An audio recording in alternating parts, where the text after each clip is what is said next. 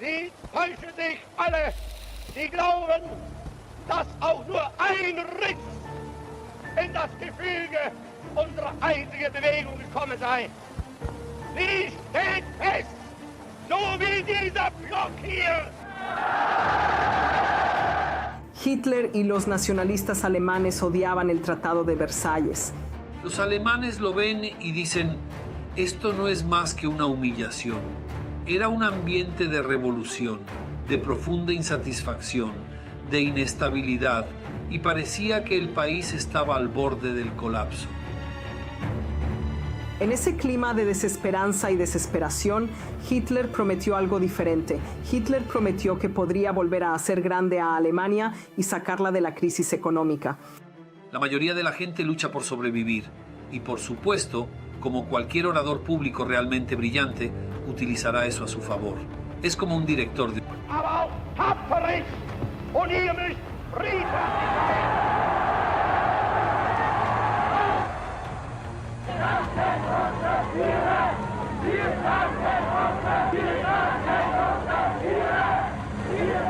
Buscan un líder fuerte, buscan que surja alguien que, ya sabes, saque al país de este infierno y lo transforme. Hitler, Sieg!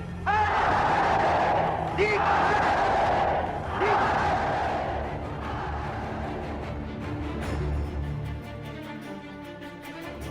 2 oder 3 Monate vergangen sind, wird euer Terror beseitigt sein. Verwahren wir das von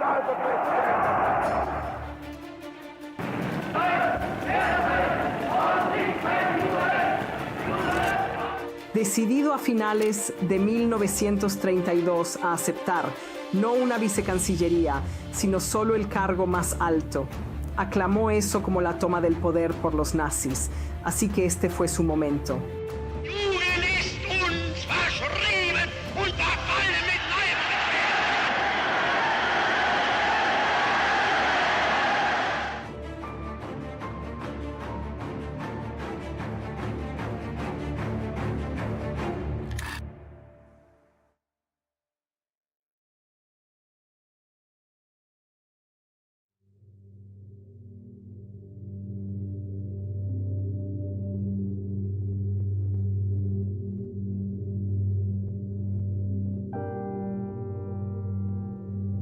Hitler era un niño malhumorado y huraño. Su padre tenía 52 años, Alois, y su madre, Clara, era bastante más joven, por lo que estaba mucho más unido a su madre. El padre de Hitler era muy abusivo. A menudo pegaba al joven Adolf cuando había bebido demasiado, pero su madre, en cambio, era muy cariñosa y a menudo intentaba interponerse entre Adolf y su maltratador padre. Por supuesto, lo que Hitler aprendió de su padre en una etapa muy temprana es que si quieres dominar a alguien, debes ser fuerte y brutal.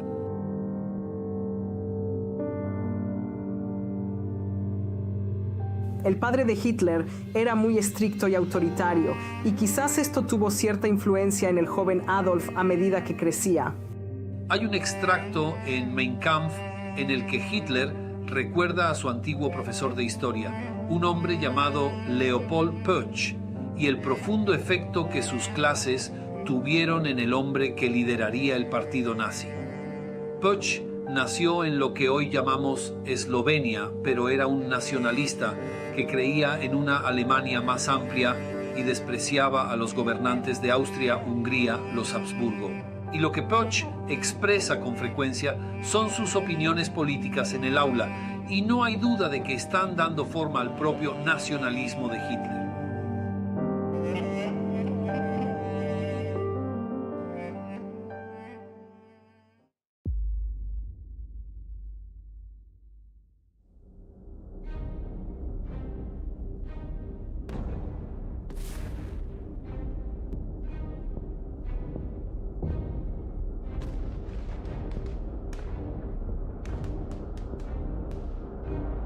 Una vez anunciada la guerra, Hitler se encontraba en ese momento en Múnich y de hecho se le ve fotografiado en una de las plazas de allí donde se proclama la guerra.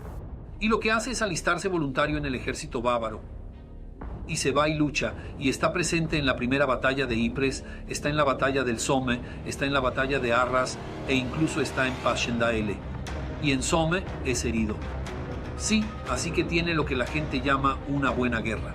Incluso es condecorado por su valentía y recibe la Cruz de Hierro de segunda clase en 1914. Fue herido en la guerra y de hecho quedó ciego temporalmente. Con la recuperación de la ceguera, de repente le pareció que tenía una misión en la vida, que había algo preestablecido. El hecho de haber sobrevivido a la guerra y de haber recuperado la vista, que tenía una misión que cumplir.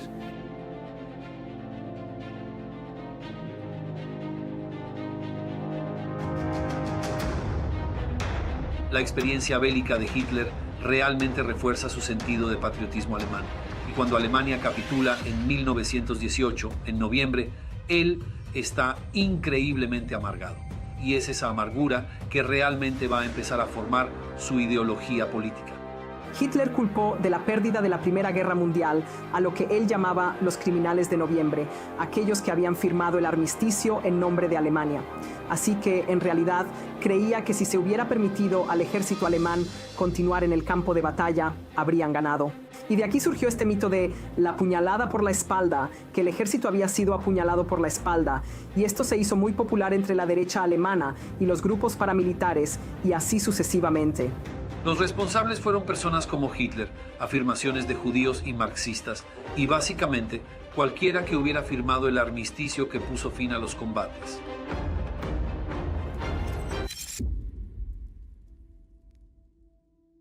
Hitler y otros nacionalistas alemanes odiaban absolutamente el Tratado de Versalles, y esto fue por varias razones. En primer lugar, los aliados victoriosos habían culpado a Alemania por el estallido de la guerra, así que había una cláusula llamada Artículo 231, la cláusula de culpabilidad de guerra, que colocaba la culpa del estallido de la guerra directamente sobre los hombros de Alemania y sus aliados. Así que no solo eso, sino que también esto significaba que los aliados podían pedir reparaciones de esta nación que había comenzado la guerra. Muy fuerte suma de dinero. Ya sabes, los alemanes ven esto y dicen, esto es solo una humillación. Ya sabes, no solo hemos perdido la guerra, sino que ahora nos hacen pagar por ella. El estado de ánimo en Alemania, al final de la Primera Guerra Mundial, era el de un pueblo y una nación humillados y derrotados. La lucha había durado 4 años. Millones de personas habían muerto y nadie había conseguido nada, o nadie había llegado a ninguna parte. Era un ambiente de revolución, un ambiente de profunda insatisfacción, un ambiente de inestabilidad, y se sentía como si el país estuviera al borde del colapso. Después de la Primera Guerra Mundial, los precios habían subido mucho. En la época de la hiperinflación, la gente salía con carretillas de dinero porque la moneda prácticamente no valía nada. Así que, literalmente, una carretilla de dinero para comprar una provisión básica para el hogar. Hubo muchos trastornos y dislocaciones políticas, económicas y sociales. Entonces, el Kaiser había abdicado, por lo que ahora había sido reemplazado. Ese gobierno había sido reemplazado por el gobierno de Weimar, que era una democracia liberal. Así que este es un nuevo experimento de democracia para Alemania. Y la República de Weimar fue atacada tanto por la izquierda como por la derecha en estos primeros años posteriores a la guerra.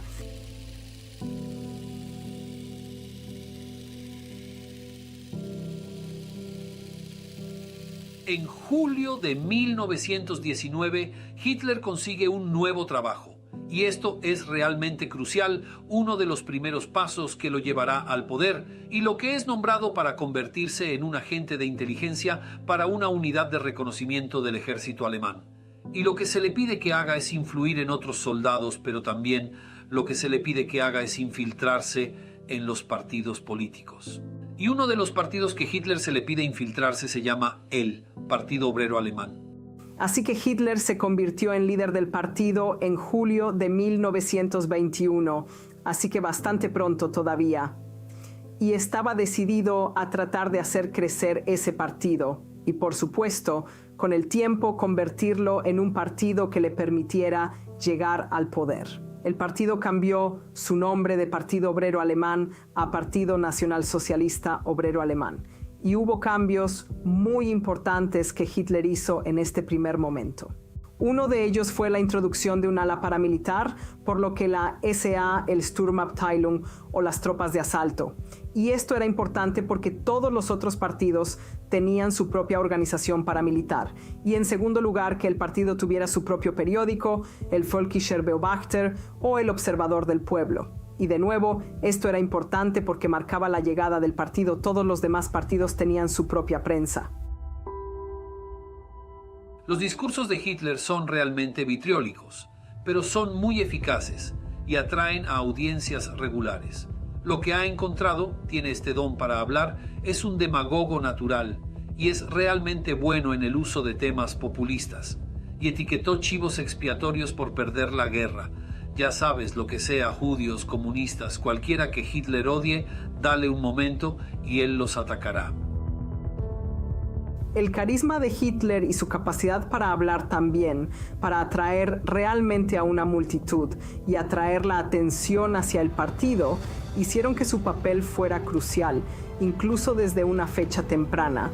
Ya sabes, los oyentes están escuchando y viendo esto y están pensando, sí, estas son las razones de nuestras dificultades económicas. Y Hitler también tiene este enorme magnetismo personal y tiene esta comprensión instintiva de la psicología de las multitudes. Y por supuesto, como cualquier orador realmente brillante, va a utilizar eso a su favor. Es como un director de orquesta. Y lo que los historiadores han notado es el tipo de efecto hipnótico que su retórica tiene en estas grandes audiencias. Y también la gente nota cómo sus ojos se utilizan con tanta eficacia cuando habla ante grupos más pequeños. Der Völkerstreit oder Hass untereinander, wird gepflegt von ganz bestimmten Interessenten. Es ist eine kleine, wurzellose, internationale Clique, die die Völker gegeneinander hetzt. En 1923, Hitler pidió la ayuda de un general de la Primera Guerra Mundial, un hombre llamado Erich Ludendorff, y le dice a Ludendorff: quiero dar un golpe y quiero tomar el control violentamente.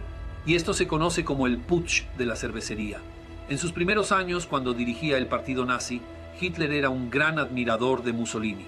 Y lo que los nazis habían hecho y lo que Hitler había hecho es, miró a Italia, miró a los fascistas italianos, viendo el éxito de Mussolini en la marcha sobre Roma en 1922, decide utilizarla como modelo para sus apariciones y políticas. Piensa que realizando una marcha similar en Baviera podrá desafiar al gobierno en Berlín y tomar el poder de la misma forma.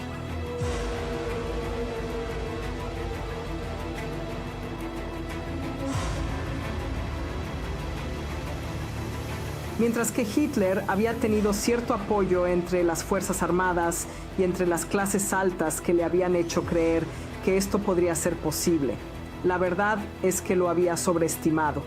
La República de Weimar, a pesar de los problemas que la aquejaban, no estaba realmente al borde del colapso en ese momento. Pero en realidad, lo que el putsch hace es traer a Hitler a la atención de la nación alemana en general por primera vez. Y obviamente genera grandes titulares en los periódicos de todo el mundo. Y entonces, por supuesto, es arrestado. Y tienes este juicio de 24 días que es enormemente publicitado.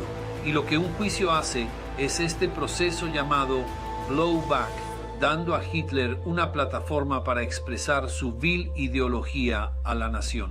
Y así esta reclamación por el poder fue un fracaso, un fiasco.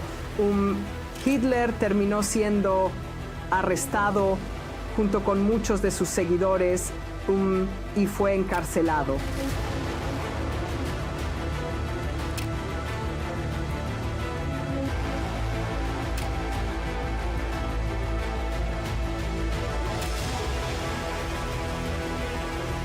El 1 de abril, Hitler es condenado a 5 años de prisión en la cárcel de Landsberg por su participación en el putsch de la cervecería. Y allí dictó Mein Kampf, Así, sus luchas y sus ideas políticas a Rudolf Hess y Emir Morris. Lo que hace este libro es exponer los planes de Hitler de una forma muy incoherente para transformar la sociedad alemana en una sociedad basada en la raza.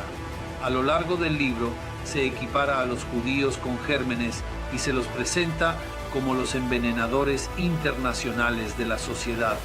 El antisemitismo y el antibolchevismo eran dos de sus ideologías clave. También despreciaba la democracia, y este tipo de ideologías fueron escritas en términos muy fervientes y fuertes en Mein Kampf. Entonces, Según la ideología de Hitler, solo había una solución a esto, y esa era su exterminio. La Gran Depresión fue esta grave depresión económica mundial que tuvo lugar entre 1929 y duró básicamente toda una década, hasta 1939 aproximadamente.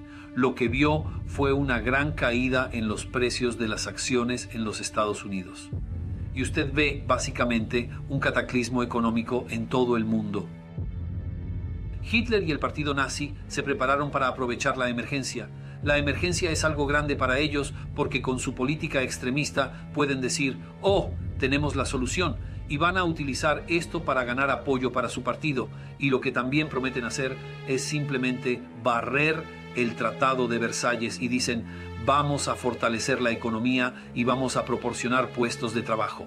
No se menciona cómo, pero parece una solución. Mientras que en 1928, antes de la quiebra de Wall Street, el partido nazi había obtenido un porcentaje fraccionario de los votos.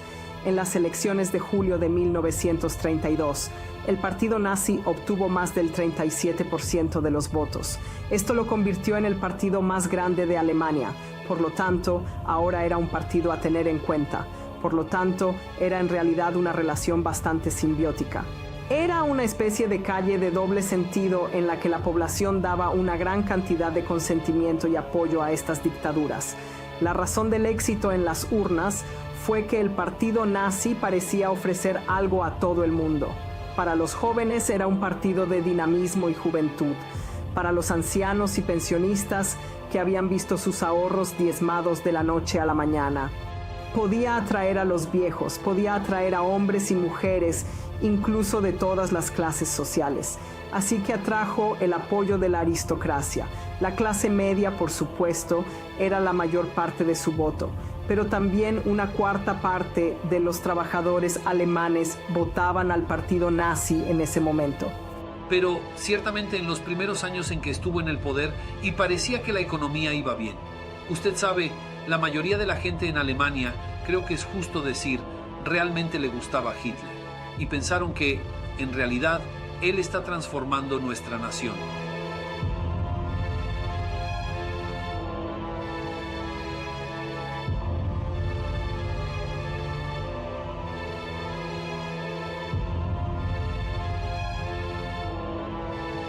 Hitler despreciaba bastante a los demás partidos políticos. Estaba convencido de que su partido era el que iba a marcar la diferencia, y él estaba decidido a finales de 1932 a aceptar no una vicecancillería, pero solo la posición más alta.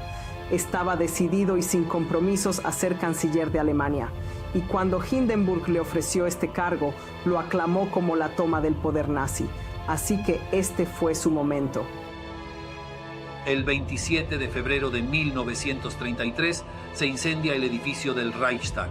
Hermann Göring dice, esto es definitivamente un complot comunista. Y Hitler insta a Hindenburg, que es el presidente, a que responda firmando el decreto de incendio del Reichstag el 28 de febrero, justo al día siguiente. Y esto permitió al gabinete tener plena autonomía y tomar las medidas que considerara necesarias para salvaguardar el orden público. Así que este fue un paso fundamental en la consolidación del poder de Hitler. Uno de los primeros actos de Hitler fue suprimir las actividades del Partido Comunista Alemán, lo cual resultó en el arresto de casi 4.000 miembros de manera durante la noche. Esencialmente, Hitler fue capaz de maniobrar la situación para que el partido nazi se convirtiera en el único partido. Así que vemos la llegada de un estado de partido único. Es muy probable que el incendio del Reichstag fuera organizado por los nazis como pretexto para una persecución masiva de comunistas y socialdemócratas en Alemania. Por supuesto, el propósito del decreto es, y todo el propósito del incendio, si los nazis realmente lo provocaron, era fabricar una excusa para la represión y el control. Al final, no importa si los nazis lo iniciaron o no, el hecho es que los nazis lo utilizaron como excusa para obtener más poder totalitario.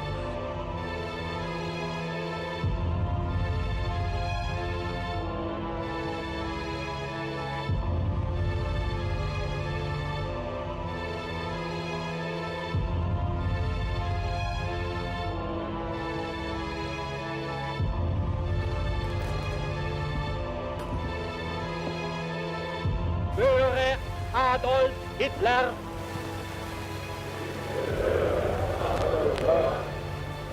Unverbrüchliche Treue! Unverbrüchliche Treue! Ihm und den wir von ihm bestimmten Führern! Ihm und den wir von ihm bestimmten Führern! Unbedingten Gehorsam! Unbedingten Gehorsam! Die größte Eidesleistung der Geschichte ist geschehen. Der Sieg Heil! Sieg Heil!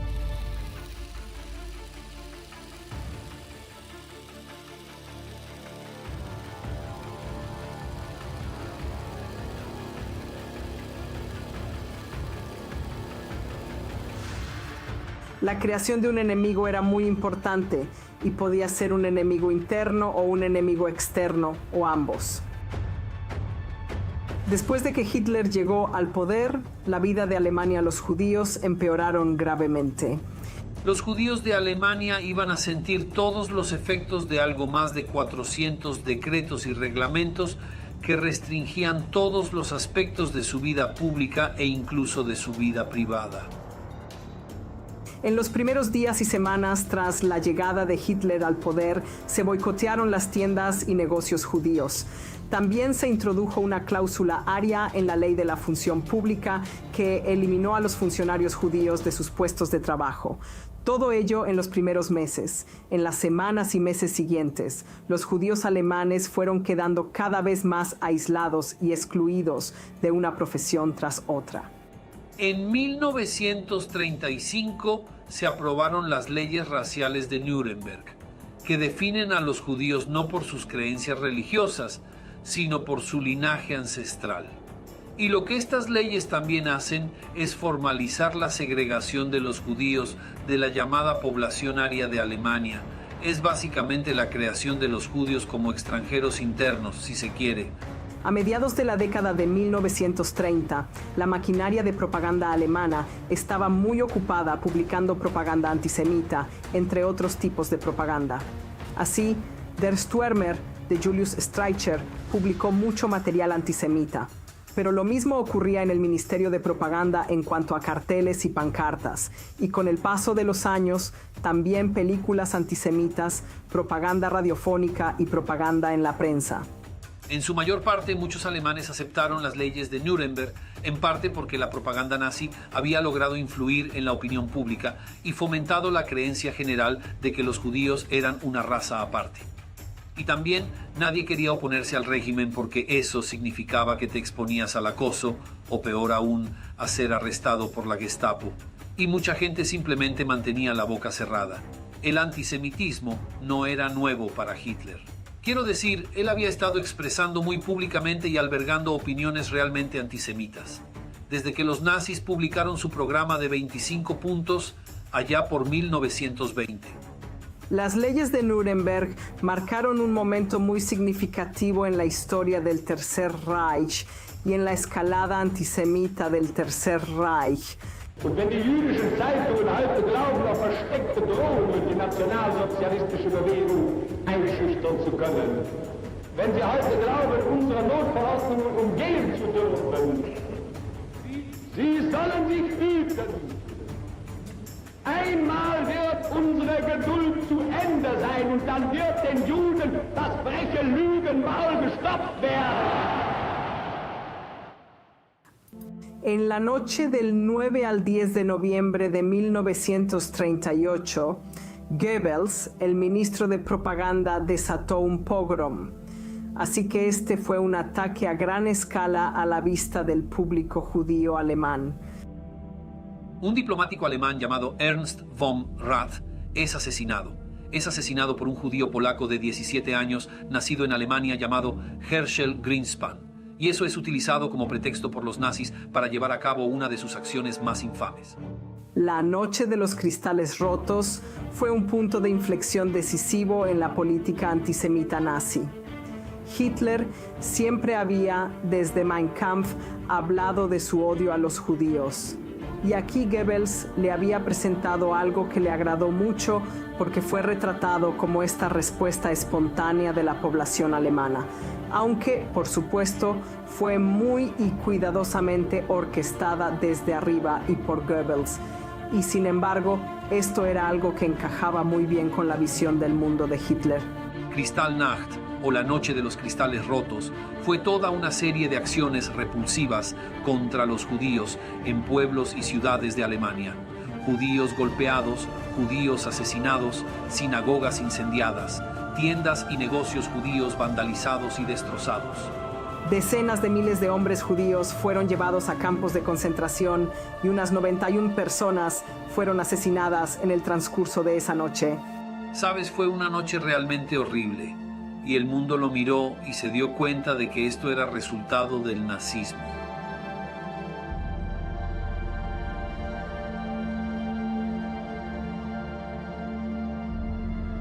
Usted sabe, usted puede mirar la Noche de los Cristales Rotos como siendo sin duda un precursor de lo que iba a venir.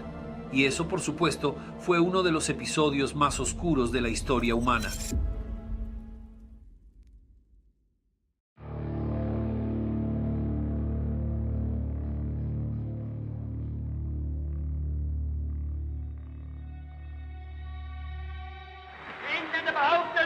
Das deutsche Volk wehrt sich gegen die totalen Kriegsmaßnahmen der Regierung. Es will nicht den totalen Krieg, sagen die Engländer, sondern die Kapitulation. Wollt ihr den totalen Krieg?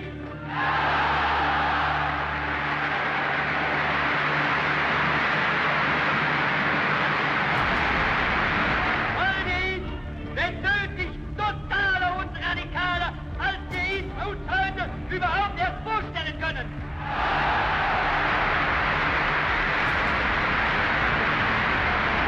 Seid ihr bereit, mit dem Führer als Phalanx der Heimat hinter der kämpfenden Wehrmacht stehen, diesen Kampf mit wilder Entschlossenheit und unbeirrt durch alle Schicksalsführungen fortzusetzen, bis der Sieg in unseren Händen ist?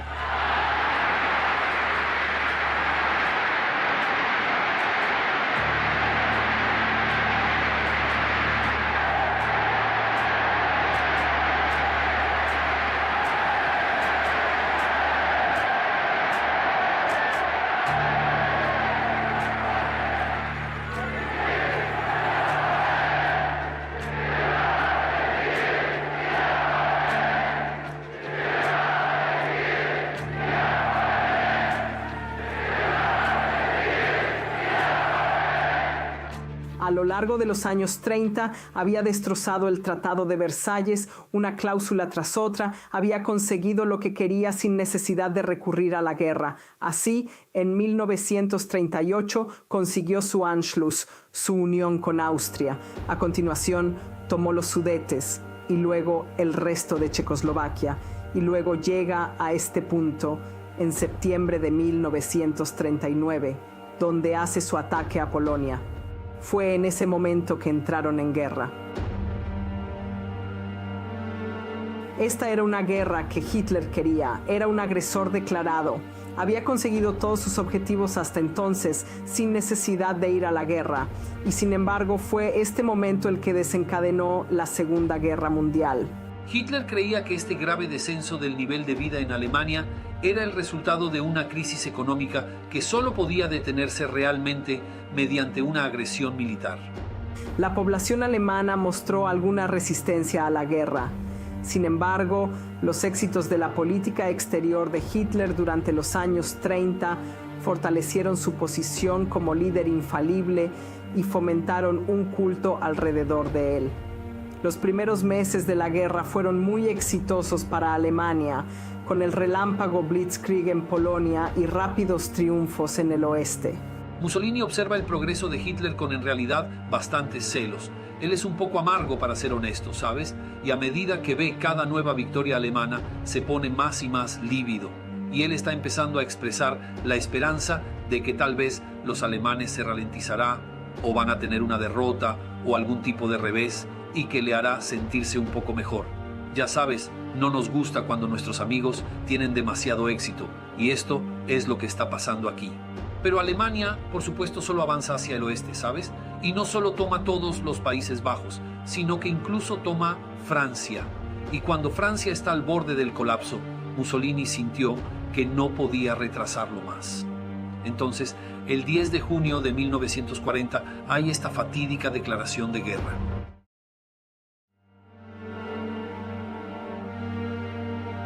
Ya sabes, este deseo de seguir luchando y luego empezar a luchar en múltiples frentes conducirá en última instancia a la desaparición de Hitler.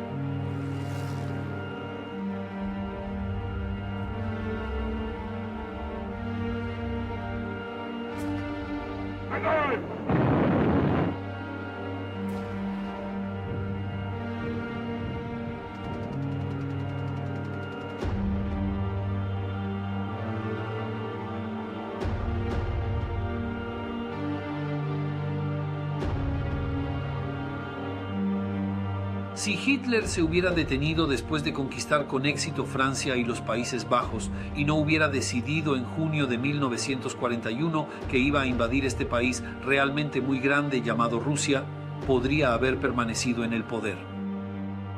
La marea cambió para Alemania en la batalla de Stalingrado, y creo que el sentimiento que la población alemana tenía de él como líder infalible realmente cambió a partir de ese momento.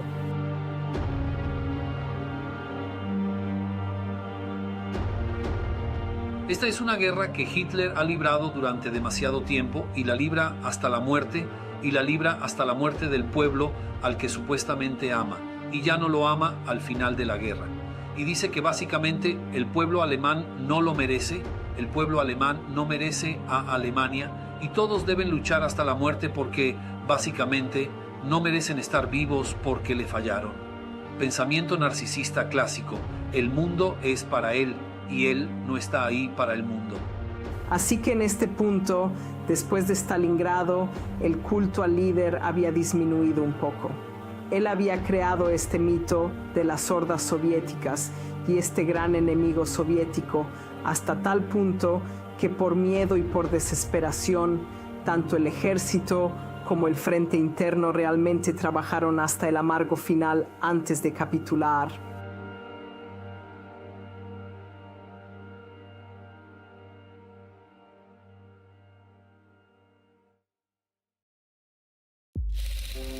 La primera mitad de 1945 son probablemente los 6 meses más oscuros de la historia de Alemania porque está siendo invadida por los rusos, el ejército rojo desde el este, y tienes a los otros aliados llegando desde el oeste. Y son los rusos los que llegan a Berlín primero, y cuando llegan a Berlín es una ciudad en escombros, es una ciudad en llamas, es una ciudad en el caos, es una ciudad en la que escuadrones de merodeadores nazis leales van por ahí ahorcando a la gente que no participa en la resistencia de la ciudad. Es una ciudad en la que luego algunos nazis se suicidan. Es el lugar más miserable y espantoso que puedas imaginar, y tienes al ejército soviético literalmente violando y saqueando esta ciudad. Hacia el final de la guerra, por supuesto, Hitler pasaba cada vez más tiempo en su refugio de montaña, el Berghof, y entonces la gente lo veía menos. Él estaba haciendo menos y menos apariciones públicas, y luego finalmente, en los últimos meses de la guerra, en el Führerbunker. Y aquí es cuando la opinión pública del Führer comienza a desmoronarse. Los últimos días de Hitler en el Führerbunker, bajo la Cancillería derecha en el centro de Berlín, usted sabe, una especie de terrible final de una tragedia de Shakespeare, como el trueno artillería rusa a su alrededor, y están muy dentro de esta fortaleza subterránea de hormigón. Todo el mundo está como volviéndose loco, y especialmente Hitler.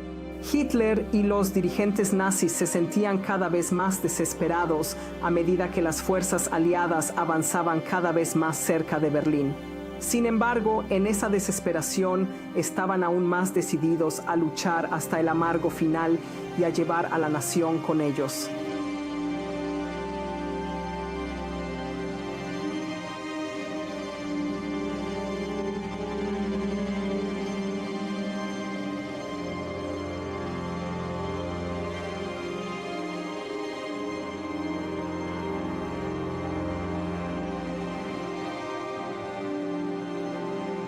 No tuvo ni un momento de arrepentimiento al final de la guerra, así que puso en marcha una política de tierra quemada que iba a destruir todo para que los vencedores no tuvieran nada que llevarse cuando llegaran. Pero también como que al final creyó que el pueblo alemán no era digno de él. Así que de alguna manera se le metió en la cabeza que no eran esta raza superior después de todo y que lo habían traicionado, a pesar de que, por supuesto, la mentira final era lo que él les había hecho. El 28 de abril de 1945, Mussolini es asesinado a tiros por partisanos en el norte de Italia, cuando intentaba huir para tomar un avión. El día después de la muerte de Mussolini, el 29 de abril de 1945, su cadáver y el de su amante, Clara Petacci, son arrastrados y arrollados al suelo frente al antiguo Piazzale Loreto. Les dan patadas, les escupen y luego cuelgan los cuerpos boca abajo del techo de una gasolinera Esso.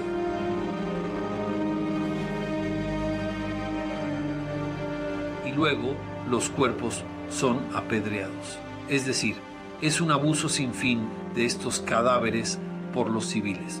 Un hombre que ve lo que le sucede al cadáver de Mussolini y aprende de ello es, por supuesto, Adolf Hitler.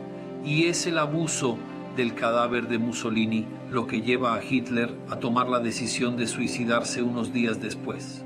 El 30 de abril de 1945, Hitler se suicidó con su nueva esposa, Eva Braun. Entonces él se pegó un tiro. Ella tomó una pastilla de cianuro, decidida a hacer un hermoso cadáver. Hitler se suicidó, pero también lo hizo su jefe de propaganda, Joseph Goebbels. Lo especialmente horrible del suicidio de Goebbels fue que él y su mujer mataron a todos sus hijos antes de suicidarse, porque no podían enfrentar la idea de un mundo sin Adolf Hitler y no creían que sus hijos debieran tener ese destino.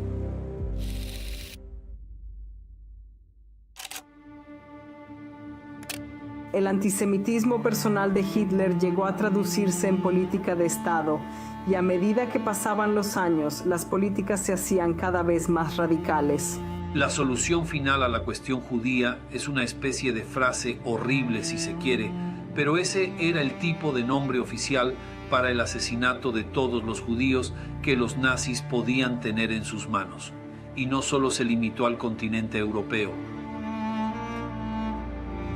Intentaron una variedad de diferentes políticas, desde la emigración hasta soluciones territoriales, y finalmente se decidieron por el asesinato en masa de los judíos europeos mediante el uso de gas venenoso. La comunidad internacional tenía muy claro desde el principio que los nazis eran antisemitas, pero no creo que nadie creyera que los judíos iban a ser asesinados a escala industrial. fue un genocidio industrial en toda regla. Los judíos fueron asesinados por miles a la vez en cámaras de gas y luego sus cuerpos fueron cremados. Cuando las fuerzas aliadas aparecieron en los campos, lugares como Belsen, el mundo se horrorizó cuando vio las imágenes que aparecieron, cadáveres apilados, teniendo que ser arrastrados a fosas, y las fuerzas aliadas, cuando vieron lo que se había hecho a todas estas personas en los campos, a menudo consiguieron que los alemanes locales vinieran a ver lo que se había hecho en su nombre. Y obviamente también hicieron que algunas de las personas que dirigían los campos, las SS, no solo ayudaran a limpiar los campos y a deshacerse de los cuerpos, sino que obviamente también hubo justicia sumaria, aunque no esté registrado oficialmente. Hay muchas historias de tropas que se enfurecieron con algunos de los SS que dirigían los campos y los fusilaron sin más.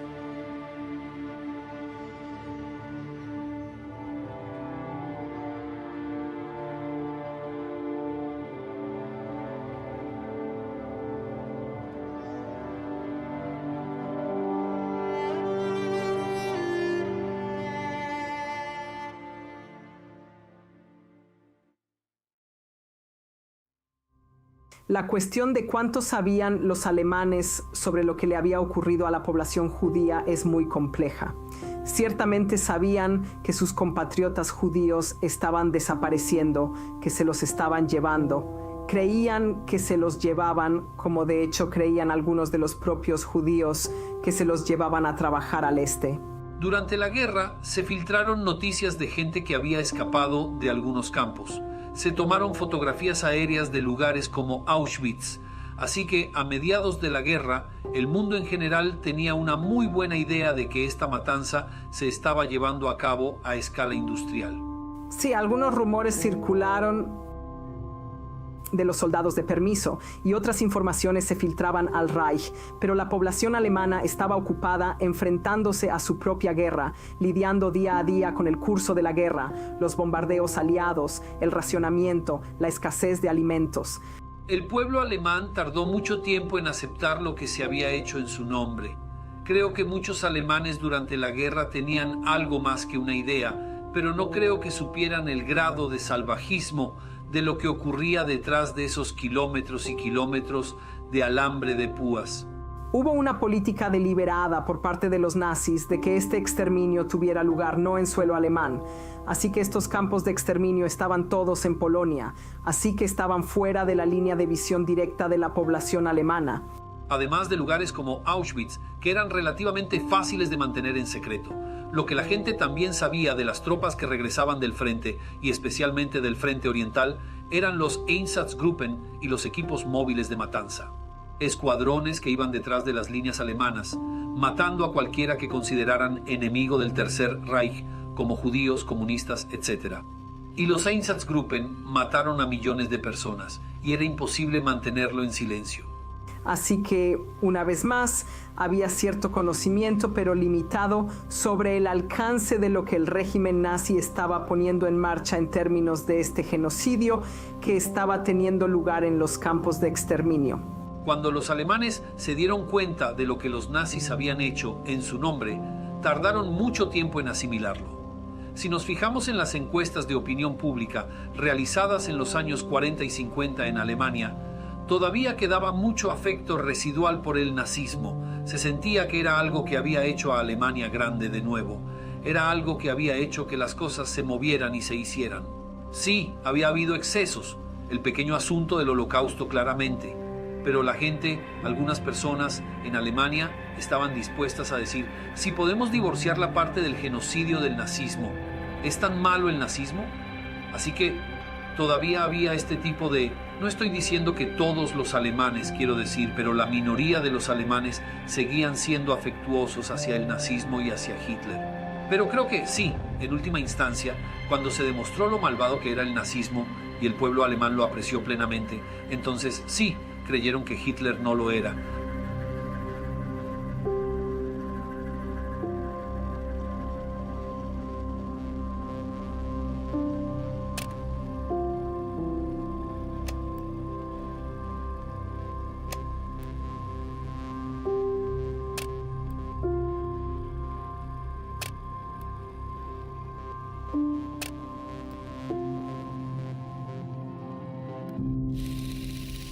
El significado histórico del Holocausto, por supuesto, fue que una vez que se conocieron todos los horrores de la política nazi, la palabra de orden después de eso fue nie wieder, nunca más, que ese tipo de atrocidades no debían volver a ocurrir jamás.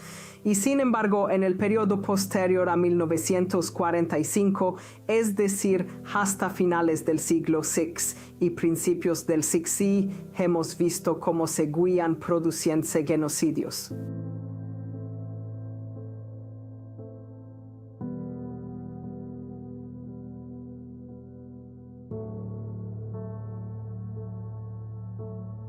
Ciertamente hay muchas razones por las que podrías haber votado a Hitler en los años 30 y no todas implican que seas malvado. Pero si después de la guerra seguías siendo un fan de Hitler y después de todas las revelaciones que habían salido a la luz, entonces yo diría que definitivamente eres malvado. No había realmente mucha oposición a Hitler por parte de los que le rodeaban, ni siquiera resistencia a gran escala en Alemania en su conjunto, así que la resistencia era muy limitada. Los que lo rodeaban siempre estaban tratando de ganarse su favor, así que todo lo que estaban tratando de hacer lo llamaban trabajar hacia el Führer. Su punto de vista era bien conocido y de hecho todos sus asesores, ministros y fuerzas armadas estaban principalmente tratando de impresionarlo y tratar de permitirle alcanzar sus objetivos.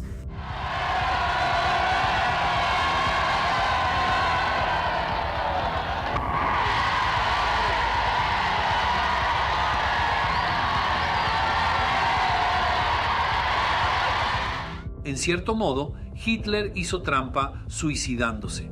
Ya sabes, se libró de cualquier castigo por todo el sufrimiento que causó, no solo a Alemania, sino por supuesto al mundo. Y en realidad fueron sus generales y su círculo íntimo los que van a pagar el precio.